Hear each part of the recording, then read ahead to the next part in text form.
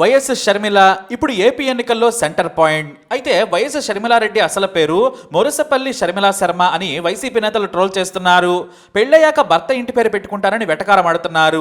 కానీ తాను వైఎస్ బిడ్డనని, షర్మిలారెడ్డినే అవుతానని బలంగా చెబుతున్నారు షర్మిల.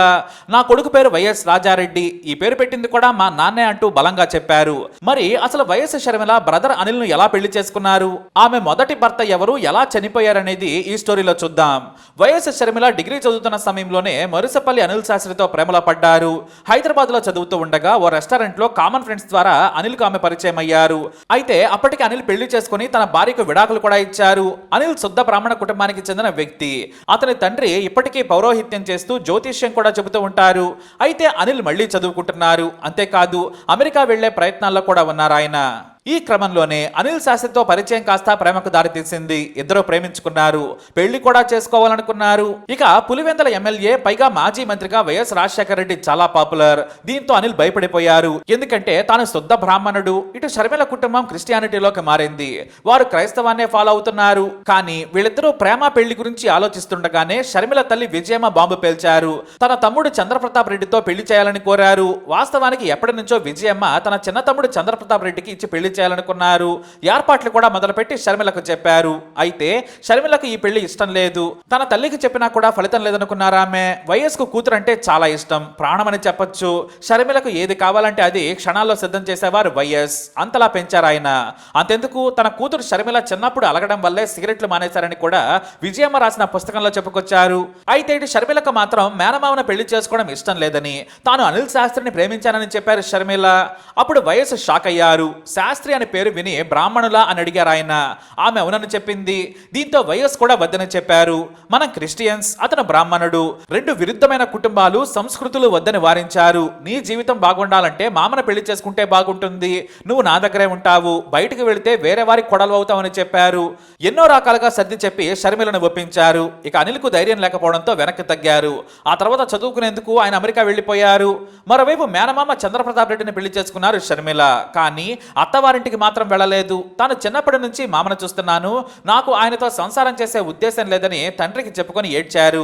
దీంతో అత్తారింటికి కూడా కూతురిని పంపించలేదు. తల్లి విజయమ్మ సర్ది చెప్పినా కూడా షర్మిల ఒప్పుకోలేదు.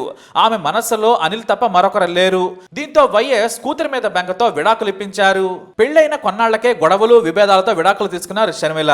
వాస్తవానికి భర్తతో సంసారం చేయాలని బంధువులు, కుటుంబ సభ్యులు ఒత్తిడి చేశారు. కానీ నాకు మామ మీద భర్త ఫీలింగ్ లేదు, కలిసి ఆడుకున్నాం, నాకు వద్దంటే వద్దని మొండికేసిందట షర్మిల. చివరకు వైఎస్ చెరవ తీసుకుని విడాకులు ఇవ్వాలని అందరికీ సీరియస్ గా చెప్పడంతో అంతటితో వివాదం సద్దుమడిగింది. అయితే బయటకు పోకుండా లోలోన విడాకుల తంతు కూడా పూర్తి చేయించారు వైఎస్. ఆ తర్వాత ఇంటి దగ్గరే ఉన్న షర్మిల డిగ్రీ పూర్తి చేశారు. ఆ తర్వాత తాను అమెరికాలో చదువుకుంటానని చెప్పడంతో అమెరికా పంపించారు. అమెరికాకు వెళ్లిన కొద్ది రోజుల తర్వాత తండ్రికి ఫోన్ చేశారు షర్మిల. తాను ప్రేమించి ఇష్టపడి అనిల్ను పెళ్లి చేసుకున్నానని బాంబు పేల్చారు. దీంతో ఇంట్లో అందరూ షాక్ అయ్యారు, ఒక్క వైఎస్ తప్ప. ఎందుకంటే ఆయన ఎక్కడో ఓ సందర్భంలో ఊహించి ఉంటారు.